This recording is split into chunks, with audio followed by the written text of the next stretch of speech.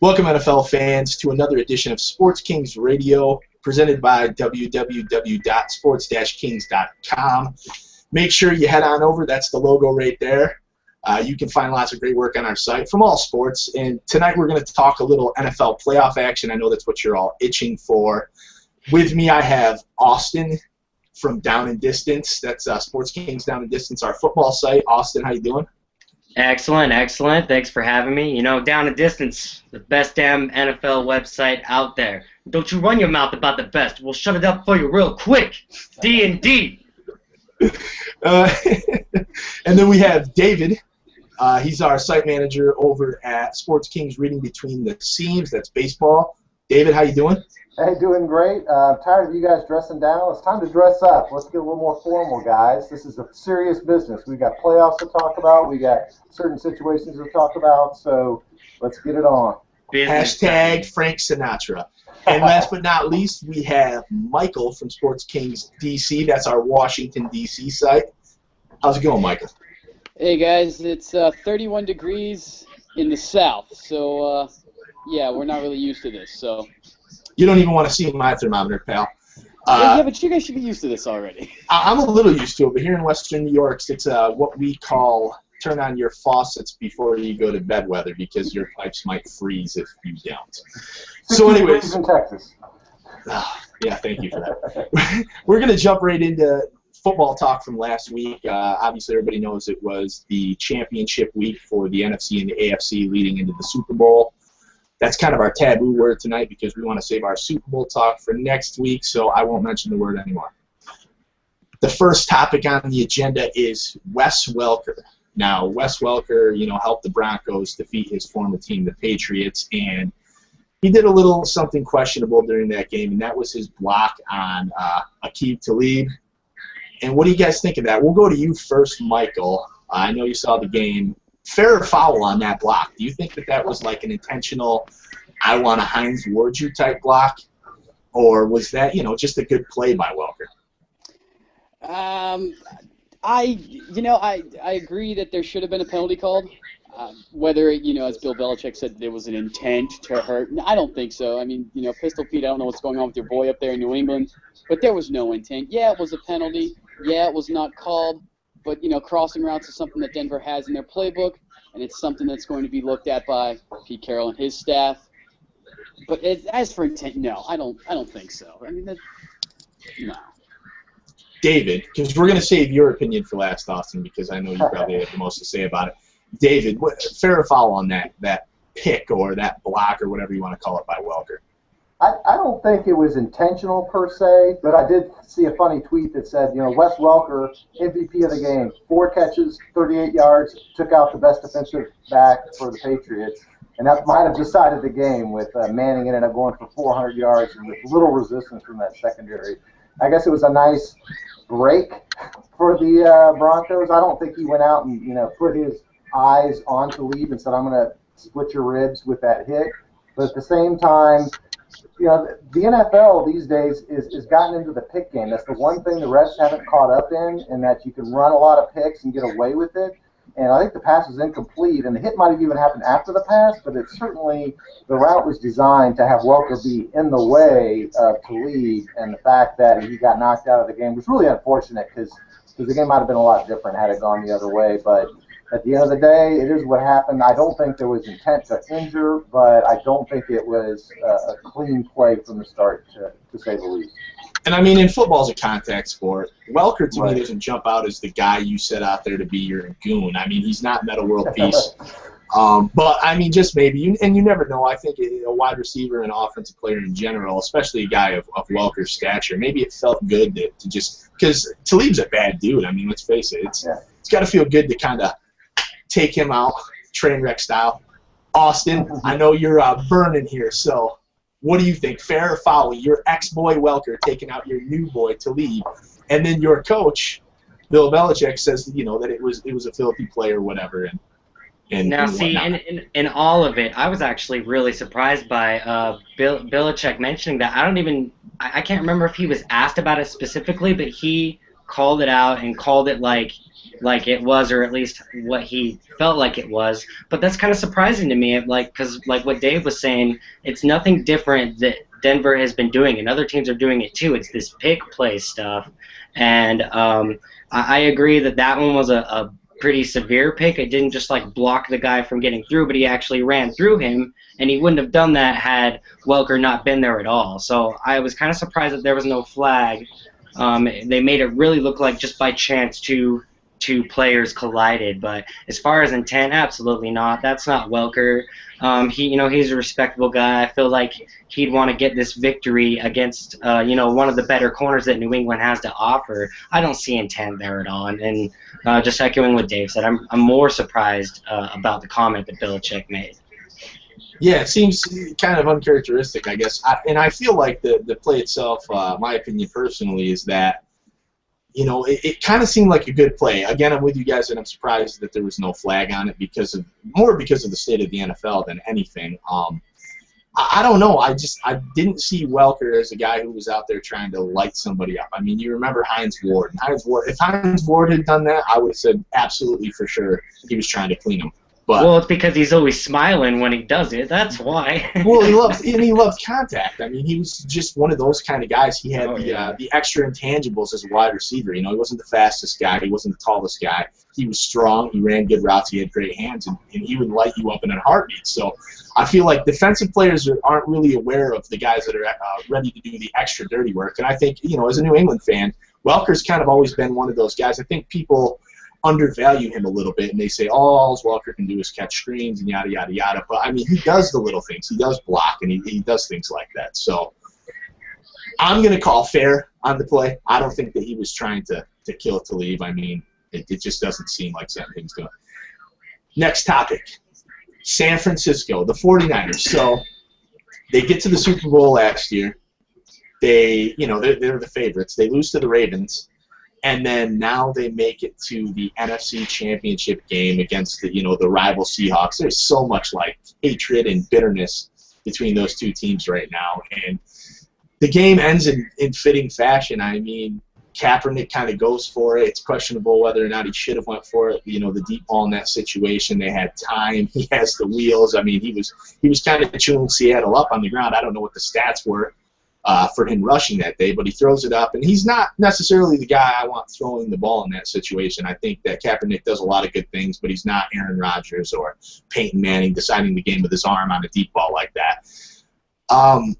What's next for San Francisco? I mean, have they topped out? I know it's kind of a weird question, being that we just talked about they went to the Super Bowl, now they went to the championship, but it seems like the window in the NFL is kind of short unless you're the Patriots.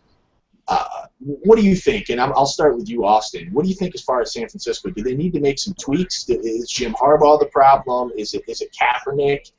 What do they need to do? Well, you're always going to make some tweaks because some of your role players or your Let me players, reword that. Do they need major or minor tweaks? Oh, minor, and I'll tell you why. They got their primaries locked up until 2015. I'm going to feel really bad for this team if they can't get it done this upcoming season, next season, because if they get that close and lose it for a third time straight, that's just unfortunate, and that's their window right there. Now it's got to be next year. They're still going to have Crabtree, still going to have Vernon Davis and Gore. Patrick Willis is going to be around next year, and of course Kaepernick. That team is just right there, and there's no reason why they can't win it. Just there were some mistakes made in the game, and Seattle made some mistakes, but the thing is San Francisco wasn't really able to fully capitalize off of those mistakes, and they paid for it in the end. So close. Minor tweaks, just, they have to decide if they want to keep Bolden or not, but hey, just plug in some more people and give it hell next year, because that's your window. Michael, the same question to you, man. I mean, I gotta agree. I mean, you gotta think if Navarro Bowman would have, not gotten hurt, would have maybe changed some things. Crabtree as well, yeah. Yeah, had Richard Sherman not been where he was when the ball was thrown, would that have changed things? If football's a game of inches, which was burnt, and then he caught up. Sure. Football's a game of inches. I mean, obviously San Francisco staff is going to take a look at what happened. They're going to assess their team. They're going to do what they need to do to get better, and they've always got the draft, and I'm not mistaken, they've still stockpiled from last year's draft. You know, I mean, it's possible that they have one more year, but, you know, a couple years, they'll be back. I wouldn't be surprised if they're back in this position next year. David? Yeah, I think their biggest question mark is probably at the running back position. I think Frank Gore is probably at the end of his productive tenure. You know, he doesn't have the breakaway speed anymore. No running back does when they get to the age of 28, 29, 30. He's a solid back that can get you the tough yards, and he did a great job. I mean, he was matching Lynch play for play. But next year, I think you're going to see a tail off. So they need to look at the running back position, figure out a way to fill that, and mostly agree with the rest of the guys. I mean, obviously Kaepernick will be around. I think Crabtree he's a superstar. Whether he's the best catcher of all time, maybe or maybe not. But Crabtree certainly is a playmaker and a guy that you can throw to. Vernon Davis will be back. They have a solid offensive line. Patrick Willis is probably getting to the end of his tenure. You know, they have the best linebacking core, in my opinion, with Brooks and Willis and Bowman. And Willis is the senior guy and probably, I think, the only guy that did make the Pro Bowl, or maybe he did. But they're going to have to kind of backfill that. But other than that, they're young. I think Kaepernick, I mean, he's had so much playoff experience now, 4, 5, 6 playoff games the last 2 years. So they'll be back. They'll be reloaded. They need to look at that running back position. They'll get a little bit younger guy in, either start grooming him next year and alternating with Gore, or get a guy like a Ben Tate from the Texans, bring him in, have him be a feature back, and have Gore be that third down back or specialty back that can get you the tough yards. Dave, if I can cut in right quick. Watch out next year. Marcus Lattimore, University of South Carolina, X Factor, coming off ACL surgery. Yeah. Could be that guy to come in.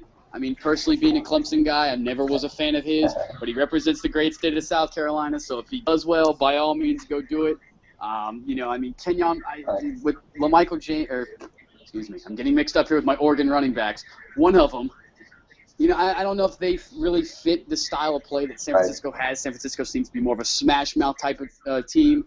If Marcus Lattimore comes back from that ACL injury, he's got the size, he's got the speed, he could fill that hole. And I know you're a Clemson guy, but you got to cheer for a guy that came back from the injuries that he came back from. It was devastating to see the way his college career wound up, and it's great to see him get a chance. And I personally love or hate the 49ers, would love to see him come out and be a productive NFL back and have the career that I think he earned at South Carolina. I would too. I actually wrote the guy a letter saying, look, I'm a Clemson fan, but what happened to you really sucks. Right. I appreciate, you know, what you've done and brought to the state and its publicity.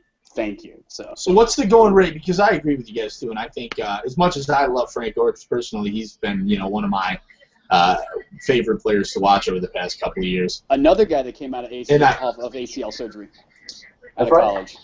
And I know that's not typical because I think a guy like Gore isn't really an exciting back. I just always like the hard running.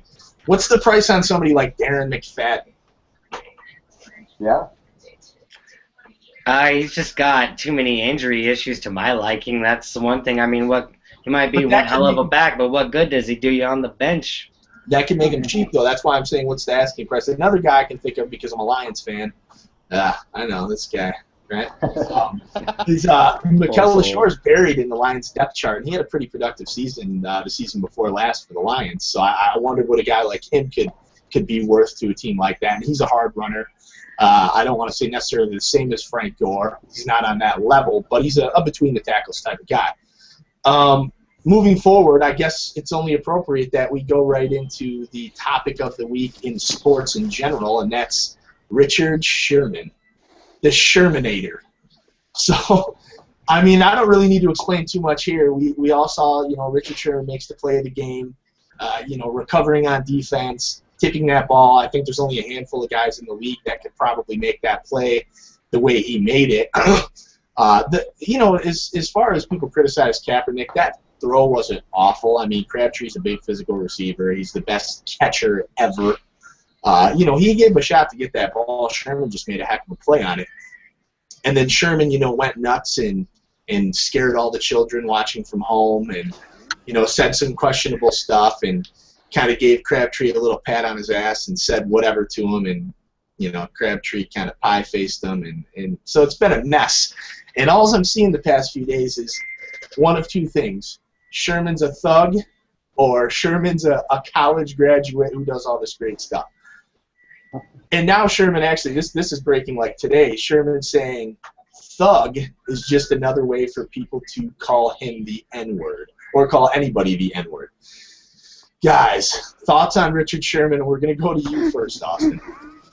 All right. Yeah, well, the thing that makes it to where I can't completely hate Sherman for some of the things that he says is the man backs it up. And until he can't back it up anymore, in fact, I figured that when he can't back it up, he won't perform that way. He won't talk that way if he can't back it up on the field. But right now, he's backing it up. And I just feel like he could say whatever the hell he wants if he's going to play like that. And I don't blame Crabtree for shoving him in the face because Richard Sherman is such a difficult player, I would assume, to play with on that field. You know, he's all up in your face talking trash the whole game, and he means all of it, and he can guarantee it's going to happen. You're going to get shut down. You're going to get beat. And but, yeah, I can't blame Crabtree for finally shoving him off because that was completely in-your-face Crabtree, like right after the game's over, a handshake. That was all just being a big jerk to keep it friendly here for the viewers. But I mean, I can't hate the guy because he's backing it up. He's the best cornerback in the league right now. And I mean, to be fair, for all the Richard Sherman supporters out there, we don't exactly know what was being said. I mean, Crabtree could have said a number of things to him first or second or, whatever. And, I've read things that Crabtree and Sherman had an altercation at a charity event. You see the week before when Crabtree was talking about Sherman.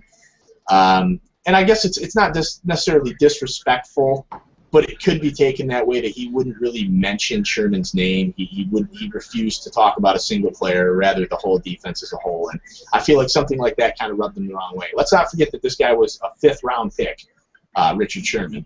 So he has a chip on his shoulder. David, same thing to you. What do you think about this whole Sherman debacle? I think the big shame of it is what it took away from the game. What had just happened, let's just say 15, 20 minutes before that, was one of the best NFC championship games. You had a crazy 4th down conversion where you had a kicker that didn't seem to know he was supposed to be on the field, and apparently he talked Pete Carroll out of the kick, and then we'll just go for it on 4th and 7, and you dial up a 35-yard touchdown. Bang, amazing play. And then the 49ers were moving down the field, and it was at least 50-50 they were going to score to either tie it, sent to overtime, probably greater than 50% they score and sent to overtime, or score to win the game. There was under a minute, they had plenty of timeout, they were in control of the game, and then this amazing play took place where Kaepernick, the star of the last, we was just talking about him, he's a star of the last couple of years, where he had been making plays with his feet all game, and he made a throw to the best catcher of all time. He was in the end zone against the best quarterback of all time, and an amazing tip took place, and it all played out right in front of us, and then all we want to talk about is this guy a thug? He had a Stanford education. What is this? So that just took away from what was an amazing game, and to me, that's the shame of it. Somehow we want our boxers, per se, to be talking trash and insulting each other, and I'm even listening to Austin. I was thinking about that World Cup a couple of years ago where who was saying what was Zinedine Zidane got sent off in the championship game, the star of the French team, for headbutting an Italian player who apparently was not saying things about his sister. That's my favorite play in any sporting event of all time. That headbutt. Oh my God. I mean, it's like, how can you lose your cool? Well, a lot of things happen on the field that the 4 of us never have been a part of, per se, at least at that level. But at the same, so you just have to kind of go with that. And the interview was stupid at best and comical at worst. But again, it just took away from the game. That was just a great game, and nobody's talking about the 4th down conversion. Nobody's talking about some of the other things. They want to talk about Richard Sherman and his attitude. So that's my take on the situation. Doug Life. Michael, same thing to you, man. Well, as an East Sider, I don't know really about the whole West Side thing, but just for, right quick, Richard Sherman, salutatorian, Dominguez High School, class of 2005. Graduated with a 4.2 GPA. Goes to Stanford, graduates with a 3.9 as a master's degree in communications. Gets too turned up with adrenaline and says probably the stupidest thing he's ever going to say. Now, today Sherman has also said that it was misdirected and immature about his comments. I think that's a pretty grown-up thing to say after, all the dust is settled. You apologize to Ed Werder for it, good for you. But the whole thug for another name for the N-word, please. Richard, come on. I mean, we get it. You're great. It's obvious. You're playing with a chip on your shoulder. You're a fifth-round pick out of Stanford. You started as a wide receiver. You were All-American. You're a freshman All-American team at Stanford. No. I mean, look. It's just another Come character. on. No. It's just another character in the NFL that we have to deal with. Like, we had to deal with Ray Lewis having an emotional breakdown on the sidelines and giving these big fire you up speeches, and now we just got like a big trash talker that backs it up, and it's just another fun personality, I guess, to admire among all the actual on the field football stuff, which we look for. But And if the Seahawks win a title, nobody's going to care because winning cures everything. Remember how hated LeBron James was before he won his first championship. They still hate him in I was Cleveland. gonna say, But it's not as bad though. It's not as bad. I had to fight daily battles for LeBron before he won a title. Now that he's won 2, people almost don't even care. I mean, remember when Kobe was accused of rape? And, obviously nothing happened out of that, but people hated him. And what did he do? He went and won 2 more championships. So not to get off the subject of football, but winning cures things. And if Seattle, manages to win in a couple weeks, I think some of this is going to go away. And time and winning, it's just a heal all. So, But on the downside of that, Andy, if Peyton Manning shreds this Seattle defense in a couple of weeks, then what? We'll talk about that next week. So on to, since we obviously want to talk a little Peyton Manning, I don't really want to get into the Super Bowl stuff too much, but let's talk about the 2 winning teams. Obviously, it's not San Fran and New England. Sorry, Austin, condolences still. We're going to talk Seattle, and we're going to talk Denver. I don't want to necessarily talk about what they're going to do to beat each other. I kind of want to highlight what they did to get to the Super Bowl. And actually, probably the biggest storyline here is Peyton Manning. It's going to be, he beats Tom Brady. I mean, obviously not the first time, but we talked about this last week. He was 4-10 against Tom Brady before last week. Not that he's quite even the odds, but does this help Peyton Manning's, not just his legacy as a player, but his legacy versus Tom Brady? Austin Pete. absolutely, it does. I mean, and the record is still largely in Brady's favor, but this is a what have you done for me lately kind of league, and I really think this year is going to stand out. The year that that he beat Brady.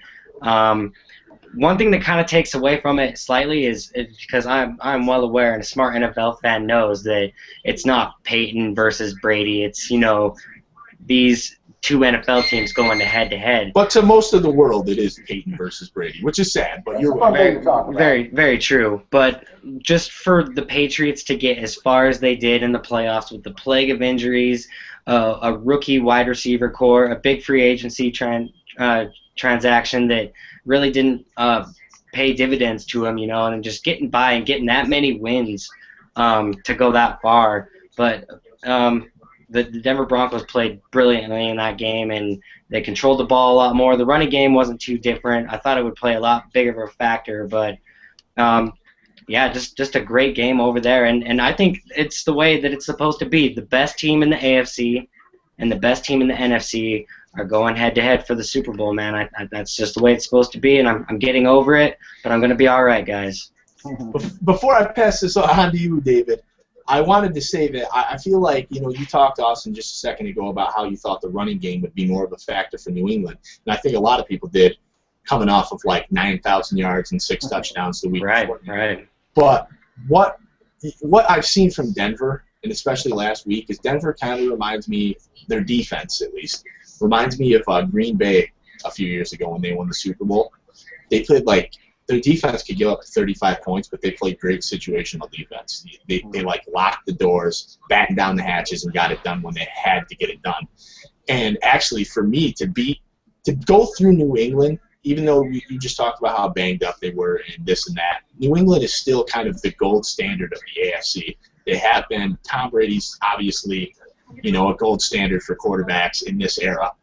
And I think for Denver to get through New England was just the biggest thing to me, the way they did it. If they would have went through any other team in the championship, I would have been impressed, but I wouldn't have been as impressed as I am that they took out Tom Brady and the Patriots. So before I get rambling here and I get emotional or whatever I'm doing, David, what do you think? And you can pick to go for both, but Denver and Seattle. What did you see out of either of these two teams last week that stood out to you as to why they were able to win these games? I think we'll start with Denver since that's what we've been talking about. I mean, if you look at the Manning-Brady matchup now in the playoffs, the home team has won each time, and Austin alluded to it, that let's just face it, the Patriots were not up to maybe the standard that they've been some of those Super Bowl teams. So now they're going to Denver in a tough environment. Denver's got a great crowd, the Mile High and all that, and Manning wins. And so I think, again, back to his legacy, you look at a guy who may not have won every time they matched up, but he certainly won the big games at home when he should have. It's not like the Patriots ran him over every time in Indianapolis on the way to the Super Bowl. So he certainly performed as well as expected. A little bit, with all credit due to the Patriots, if you look at the AFC was really down this year. We expected the Texans and Ravens to be up. They really weren't. So all of a sudden, you're kind of looking around at the Bengals and the Colts. These aren't teams that people really expected to make the leap this year. So in my opinion, the Patriots were kind of the best of the rest, and really it was the Broncos that were the class. They had a couple games where they slipped up. And so, in hindsight, they really were the best team, and they were at home. And we had some questions because of the first-round loss last year, but what I saw out of them was a superior team against a banged-up Patriots team, without Gronkowski, without several other key injuries. So, well, I think another big black mark going into the playoffs was the fact that the teams that had beaten them in the regular season, New England and San Diego, I think the other one was Kansas City, it was the Colts. We're all there hanging around, so that was kind of, and if you're the Broncos, I wouldn't say they're intimidated, but that's kind of got to be something to think about. So, Michael, on to you with the Denver Broncos. What did you see from them that was really the deciding factor in their win? And don't you tell me the score. Darn! How did you, Andy? Are you a mind reader? Like seriously? No.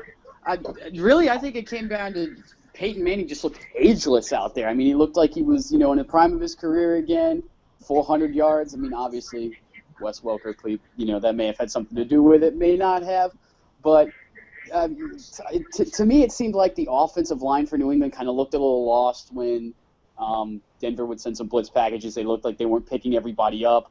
And I don't think anybody in New England is going to go to Nebraska anytime soon with any time everybody said Omaha, for goodness sakes. I mean, Nebraska just became really Omaha! Yeah, exactly. And they even got some pressure on Tom Brady in that game. And if you can get up the middle and get pressure on Tom Brady, it's going to throw him off a little bit. That's been exposed from previous games. We know this. The Broncos were able to get in there and get pressure on Brady, and that certainly didn't help their cause. He looked like he was losing his footing, like he could have used a pair of spiked Uggs or something in there. Yeah, I noticed. Michael, go ahead and finish up. I noticed a lot of the throws that he was throwing, they looked a little over. They were overthrown. He looked rushed. So I don't know if I'm more worried about what Denver's going to do now. I'm worried about what New England's going to do in the future. Tom Brady's 37. He's going to be 38. Their offensive line didn't look that good. They've got holes in the back end. They're starting to rebuild, quote unquote. But I don't know what New England's going to look like. Let's say 2-3 years from now, and how it's going to bode for them. But with Seattle, on the other hand, you just got to give credit where credit is due. They came out in the second half. They made their adjustments. They needed what needed to be done. I thought Michael Bennett played a very, very spectacular second half game. And this is coming from a guy who was sitting with about 19 other people in their bar pounding beers. And I was probably about half lit by the time the game ended, and I still realized how great of a game it was. So that's how you know it was a great game. Right. That was America's game right there. You had that hard defense, the hard hitting, and it was old school football. It was. So, Austin, what are your thoughts? I mean, since you're speaking now, what were your thoughts on Seattle? In general. What were their X factors for winning that game besides Richard Sherman and his incredible smack talk and acrobatic skills at blocking passes? I just think hanging in there and that confidence and that 12th man, this is a never quit team. It's kind of cliche to say, but I mean, it was looking kind of nasty when they went for it on that 4th down and Lynch fumbles the ball back into San Francisco's hands. No field goal, no points or anything. And they were able to put that behind them quickly and move on. And they made a few big plays when they needed to, and they pulled off that game. They stopped a really hot San Francisco offense from pulling off an epic comeback. And when it came down to it at the end of the game, who do I want passing? I wanted San Francisco in that situation. I felt like they had the better chance than Seattle did if they were put in that situation. Seattle was able to pull ahead and keep it and force that on Kaepernick and the 49ers, and but that secondary pulled through. All right, David, take us home on this subject. Seattle, what impressed you about them? Certainly, I think I had a lot of doubts about their offense, and I was just jumping on the bandwagon after seeing their second half performance against the Saints, in which they really were uninspiring. It looked like they couldn't move the ball against what statistically is a good Saints defense, but not as good on the road. And now they were going to play the 49ers, which is one of the best, certainly the best defense they're probably going to face this year, or already have faced a few times. So I was impressed that their offense was able to move the ball. It got to the point where Seattle needed to score points in the third and fourth quarter, and they had to move the ball. They didn't get impatient. They didn't start throwing it. They stayed with Marshawn Lynch. Marshawn Lynch, drove, got the 100-yard mark, which 49ers hadn't given up all year, and then Russell Wilson made the big throws, and they were able to keep the ball away. And with all the crazy plays there at the end with the fumble that Bowman got that should have been overturned, then they fumble again, and then in the last-minute field goal. And then, of course, their defense, you expect that. You expect their defense to step up and make the plays, not maybe as spectacular as we saw at the end. So it was really their offense that stood out to me, that they were able to put up enough points to win. And not to get too ahead, but we'll see if they can do that against Denver, and we'll talk about that next week. You lock it up, David, with that Super Bowl talk. Hey, Andy, real quick, if I might add. Real quick. I can't help but to feel a little bit of like sour grapes for this one, but I just can't help but thinking, had D'Angelo Williams not fumbled in the red zone that first game against Seattle in Carolina, that Seattle would not have been home field advantage, and they probably would not. We probably wouldn't be sitting here talking about this right now. But that's football. That's what happens. Like I said, it's a game of inches, but I still feel a little bit of sour grapes over that. You're telling this to a Lions fan. We shot ourselves in the foot. Yeah, but you guys have shot. You guys shot yourself in the foot the entire 90s. Okay, so real quick. My final thought here is because we have this on our Sports Kings like page today on Facebook. Actually, if you guys go to type in your Facebook search bar there up at the top, Sports-Kings, like our page on Facebook. We have all kinds of questions. We post all kinds of, cool memes, whatever, things like that, articles, things of that nature. So we asked a question today, and that was, who is the NFL's best big game running back? I saw a lot of Adrian Peterson's in there, and I really quick wanted to say that Adrian Peterson doesn't play in big games. I think he played a couple years ago. He had I think 2011 they were in the wild card round or whatever. But and I think he had like 90-some yards in that game. But consistently, we'll go right around real quick. We'll start with Austin. Who do you think's the best big game running back in the NFL right now? And see, I did not see this on Sports Kings. This is a very interesting question, and I didn't even have time to think about it. So you're going to get an impulse thought. Shot out of a cannon. And I really feel like I was really high on Matt Forte all season. He's a bit of an underrated running back in the league. But he was getting work done for you every week, and big fantasy guy, cover that over at Down and Distance, especially the running backs. Forte was lighting it up for the Bears this season. All right, Michael, you best big game running back in the league. Oh God, yet another impulse thought. I'd love to do this to you guys. This is great. We're going to do this more often. You're killing me. All right. Why not Matt Forte? He helped me out in my fantasy team. I got to agree with Austin on this. Oh, piggybacking Austin. Okay, Get fine. out of here. Give you my own answer. How about LaShawn McCoy? The guy led the league in rushing. Shady. Yeah, exactly. He's a Pennsylvania guy. Actually spent some time in the factory with his cousin. Man, there's some stories there. When's the last time he played in a big game? I don't know. Hey, Impulse. Remember? Impulse. David, how about you? Best big game rusher in the league. I'm struggling to come up with big running backs in big games the last couple of years, but my thought was before Prosser put it out there was LaShawn McCoy. He hasn't been introduced to big games. They played some big games down the stretch to win the NFC East. So is that a big game? I don't know. Those were definitely big games. We'll qualify those.